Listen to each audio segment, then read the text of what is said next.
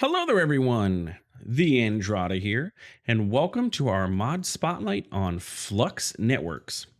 Flux Networks is a mod that was created by Sonar Sonic initially and updated by Blowcam in versions 4.07 and higher. And it is a mod that gives you the ability to build wireless energy networks. It allows you to customize these networks and manage the flow of energy across your world, removing the need to have cables going everywhere, which decreases lag and saves you time, ultimately.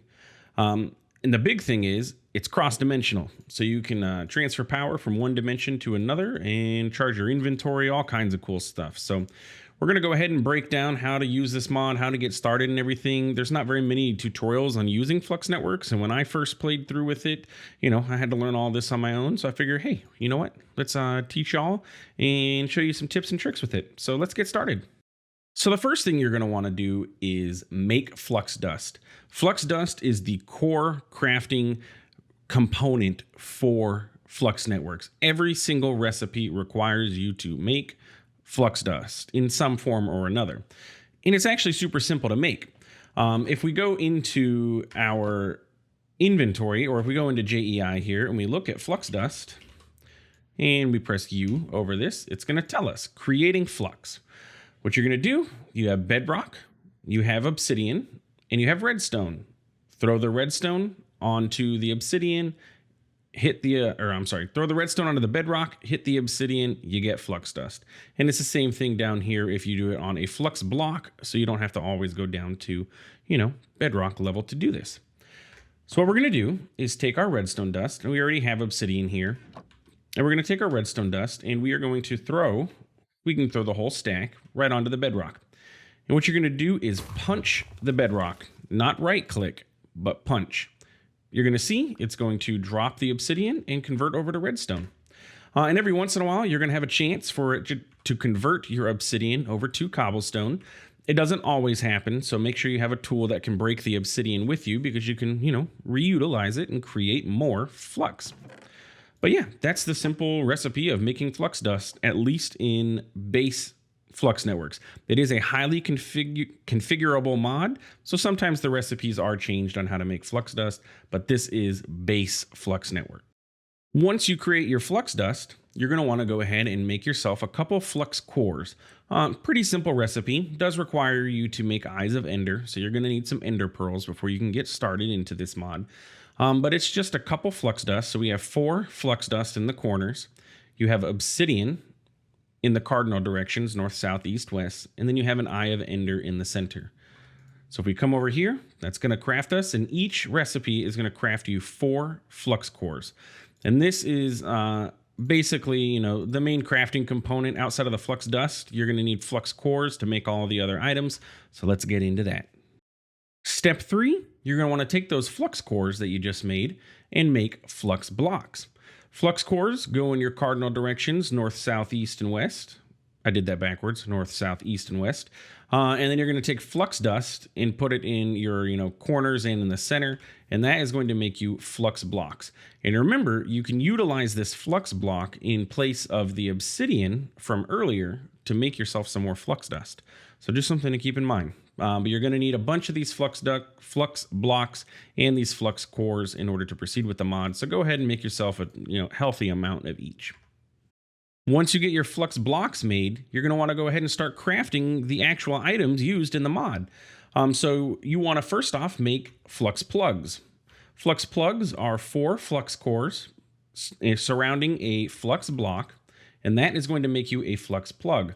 If you read the description on this, a flux plug receives energy from adjacent blocks passively, adding energy to your flux network.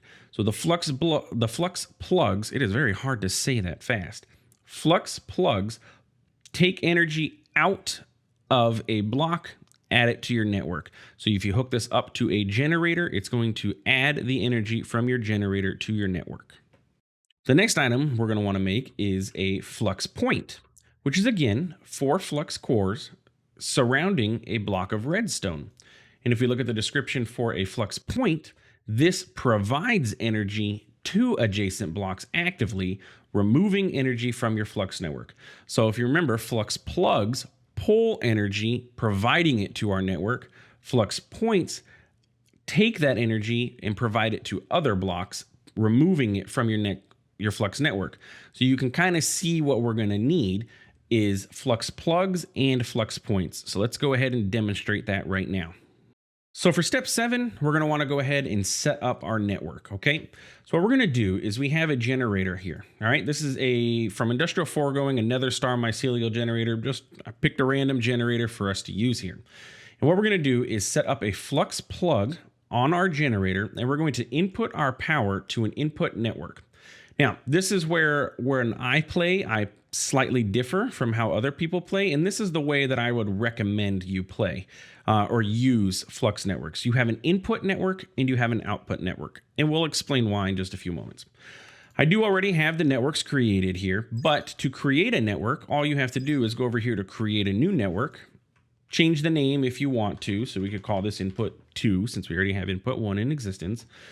You can choose whether you want it to be an encrypted network, a private network, so only you can access it, or a public network. An encrypted network, of course, would require you to enter a password, and anybody who has that password will be able to access the energy that is in your network.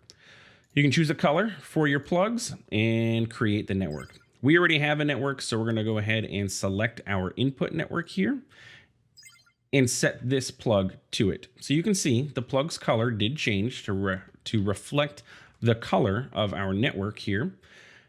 Let's go over our UI. So this is the UI for your Flux plug, okay? Couple options. First, if you click up here, you can change your network, which is going to take you to the network selection tab. Here takes you to network selection. You can name your plugs. So we can name this Nether generator, or Nether star generator, really. You can set it to have a priority. So if you set it to a priority of 10, it's going to use the power from this flux plug over others. Or if you have different flux points, you can say, hey, this flux point is the most important point. I don't want my battery to ever drain. So if any other points are using power and it's taking away from this point, set a higher priority. You can choose a transfer limit, which can go up to, whatever you really want it to be, up to max int in Minecraft. You have statistics here as to what's happening with this flux point. Input right now, since it's not being used, is 0 forge energy per tick, and we have a buffer of 0 forge energy. We have a surge mode, which allows it to push a bunch of power all at once. You can disable the limit, which just disables your transfer limit. And then you have chunk loading. Chunk loading is not enabled by default in most packs. If you want to, you can go into the configs and enable the chunk loading. But basically what it does is exactly what it says. It enables you to load the chunk that the Nether star, or while your Flux plug is in. Network selection tab, of course, allows you to change what network that plug or point is tied to. Wireless charging allows you to charge your items wirelessly. So you can choose your armor slots, your curio slots, your hotbar, your offhand, your main hand, and then if you turn it on, it will automatically start charging all of those things. You can see here that the main inventory is disabled. It does come that way by default in the configs, though you can change it. The reason being, if you have, say, you have a battery in your inventory that you're getting ready to set down, it will start charging that battery automatically, and it can easily drain all of your power out of the system. So the main inventory is set as disabled by default so that you have somewhere in your inventory you can put items that you don't have to worry about battery or power drainage. So that is wireless charging. Network connections gives you a list of all of the plugs or points that are connected to whatever network it is you selected. So this is our input network. So right now we can see we have another star generator. It gives you the location of it. Does it have a priority? Which the surge sets the priority basically to the highest. So we can go ahead and turn that off if we want to. You have a couple options here. You can sort. You can change your sort. And then you can copy. And to be honest, I actually don't know what that button does there. Maybe we'll find out when we get to more. We add more things to our network. Probably should have known about that beforehand. Network statistics lets you know about your network. So on our input network, currently we have one plug, 0 points. You can see your input, output, buffer, how much energy is flowing through. You get a graph to show you, your average history and your storages and controllers. And this is the reason that I recommend segregating your two networks, input and output network. That way, if you're looking at your statistics, you can see, okay, on average, I have for example, 25,000 forge energy per tick input on our network.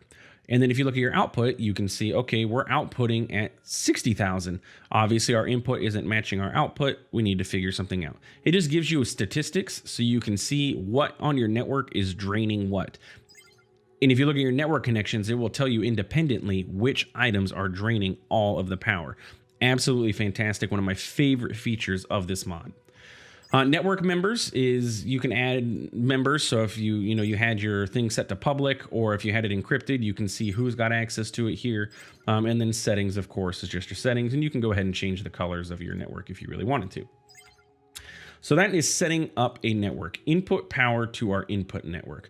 Let's go pop over to our plug here and see what we need to do. Okay, so this is just a redstone flux cell, just basically a battery that we had set up here. And this is going to be our buffer power.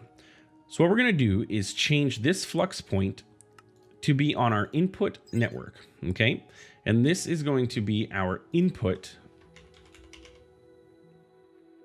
Really, it's our input plug. So this is Nether Star input. And I'm not entirely sure what is going on. Yeah, that was weird.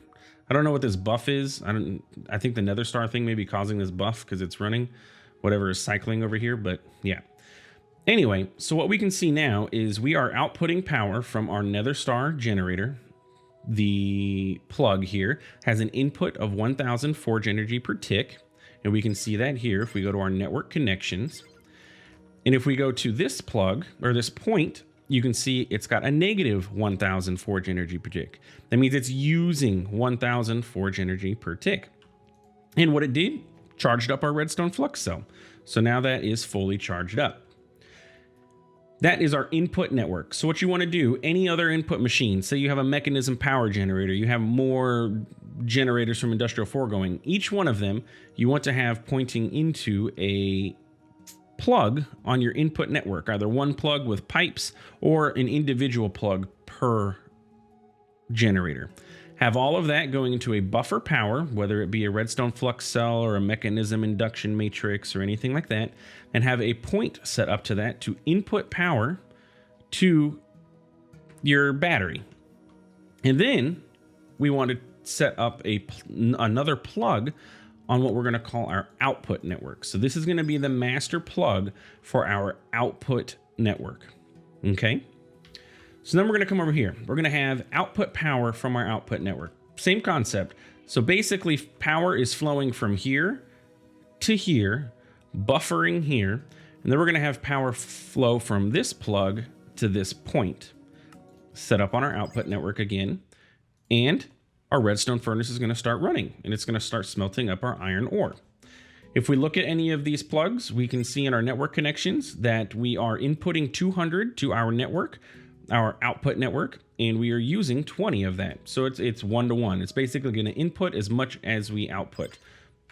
Pretty nifty. And we can look in here and see the statistics, and we can see we had a 200 input usage for a minute there, dropped down to 47.20, and we're starting to average out at about 20 forge energy per tick usage by this machine. The reason that it was so high initially is because it was filling the buffer on our redstone furnace. And we can even expand that. We can do multi-machine power from one point. So we have one flux point set up here with some energy pipes from the pipes mod going into each of our machines. We have a pulverizer here, and we have a redstone furnace. So if we set this guy up and put him on the output network as well, we're going to see our machines are going to start up. Well, our pulverizer is going to start running. It's going to start crushing our iron ore. These machines are already configured so that everything does what it needs to. The iron ore is going to flow into this chest, and then the furnace is going to pull the iron dust that is created And we have both machines running from one flux point, just hooking up some pipes to it. And if you look at our statistics, we'll see this is now using 60 forge energy per tick. And if you go to our connections, we can see that this flux plug, which if we name this our multi-machine plug, you'll see that the multi-machine is using 40 forge energy per tick because there are two machines. And this one is using 20, and this one is using 20. Pretty nifty. And you can expand this as much as you want. You can, if you hook up pipes to this, you could run, 200 machines really if you wanted to off of this. Just make sure, you have your limit set. So if you're going to be using more than 800,000 RF, either change your limit or disable it completely.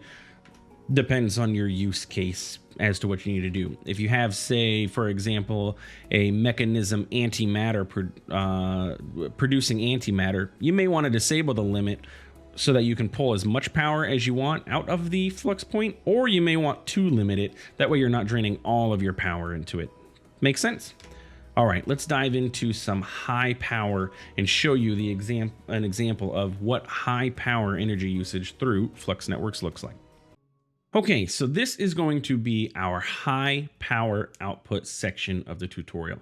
This is for late game Flux Networks, or just a basic overview of how powerful Flux Networks actually can be and its abilities to transfer a lot of power all at once. Okay, so what we have back here is from Industrial Foregoing every single generator that is available in the pack.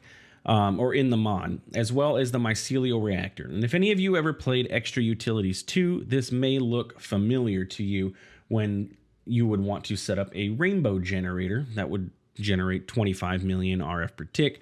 The mycelial reactor is pretty much the same machine as the rainbow generator, and it operates the same way. You have to have every single generator from Industrial Foregoing running at the same time for the mycelial reactor to kick on. So what we're going to do, I have all of these set up, preloaded, like our pink mycelial reactor runs off of pink dye, and the rocket one runs off of firework rockets. I have each one of these set up, and I have them all set up with their own individual flux plugs. These are all going to be set to our high power input network, each one of them. And you can tell that by the color of all of the plugs. And what we're going to do is change this flux point to be on our high power input network. So all of the power is going to flow from these flux plugs into this flux point. And inside of here, we have what's known as the infinity charger, which charges our infinity hammer. If you've never played with Industrial Foregoing before, the infinity charger is a device that can charge whatever its input is at max int for Minecraft. So there's no limits, because if we looked at our flux cell over there, it had a buffer, or a limit of 1000 RF transfer rate. This has an infinite transfer rate into its internal buffer. And then we have an infinity hammer, which is another item from Industrial Foregoing that basically the more power you give it, the more damage it does. And you can see here, power right now is 0 out of 4 million RF. As you give it more power, it tears up, does more damage outside of the scope of this mod, but it's a great item to dump power into to show you how quickly Flux Networks actually transfers power. So what we're going to do is change these flux plugs to point to this flux point. So the power is going to flow through here. Now, the reason I don't have it set right now is because once we do, all of these are going to kick on and actually start running, which is going to allow the mycelial reactor to start running, which is going to pull even more power into this. And we'll examine the network once we're done. So are we ready? Let's go. So we're going to change this flux point and we're going to set it to our high power input. And you're going to see here, it's going to get loud. All of the reactors are going to kick on and do their thing. But if we look inside of here now, we currently have 160, 70, 80 million RF transferring through here. And we can go ahead and take a look at our mycelial reactor. It is currently generating 20 million forge energy per tick. The mycelial reactor is inputting at 800,000 because we had our limit enabled. Heck, let's even do surge mode. Honestly, I don't even know if this is able to pull. Let's do this, disable the limit. There we go. So now input is 25 million RF coming out of this machine into this flux point. And on this flux plug. And on this flux point, it is outputting 25 million RF into our infinity hammer, and we've already dumped almost 10 billion power into this. 10 billion now. Pretty ridiculous how fast power is able to transfer through these wirelessly. And if we look at our network connections here, we can see each one of these machines is generating, a varying amount of power depending on which machine it is. I'm going to go ahead and change. Actually, we're just going to go ahead and break that. That way this stops running. These will stop running once they fill up their internal buffer, and we don't have to hear that sound anymore. So yeah, we'll be right back. And we're done. Okay, so if you look inside of here now, we ended up dumping 24 billion RF into this infinity hammer in the, 2 minutes that last segment was. So yeah, Flux Networks power transfer is absolutely crazy. It's essentially limitless. It can transfer as much power as, again, max int in Minecraft, which is something like 2 trillion or 2 billion, something like that. Ridiculously high number. Most likely you'll never end up getting to that much power transfer unless you have like a creative energy cell that can output that much power. And at that point, I mean, you can just set up creative energy cells wherever the heck you want. So yeah, that is high power transfer for Flux Networks. So now basically we just have a few more things to go over, which is our extra items box over here. First off is a Flux controller. Flux controller, if you place this guy down, you can choose a network that you want to have it linked to, and it basically just gives you an overview of all of the devices that are on your network. So you can set this up in your base in a corner. That way you don't have to go to one of the plugs to access everything. You can control all of your plugs from your main Flux controller, wherever you want to put it. It doesn't use any power to operate. You just, monitor your network from it. We also have Flux storages. 3 different types. We have the basic, the Herculean, and the Gargantuan, which act as batteries for your Flux network. And we could use those instead of using the buffer power over here. The caveat with these is it only allows you to link to one network. So if you remember our example over here, we have an input network and an output network. These storages only allow you to hook up to, say, the input network. The output network will not have access to any of the power that is stored in here. So for my recommended use case for this, it's not going to work for you. If you wanted to just have one network, if you didn't want to deal with the input output kind of thing, you could set up one of these Gargantuan Flux storages if you wanted to. It will have a buffer of 128 million, and that should be more than enough for most machines in your network if you're pumping in enough power to manage it. But sometimes, you want to, again, like I said, manage what's going in and what's coming out to the different machines. And you may want to actually attach a pipe instead of using Flux Networks to your cell to pipe out to somewhere, in which you can't do with your Flux storages here. And then lastly, we have 2 other items. You have a Flux configurator and an admin configurator.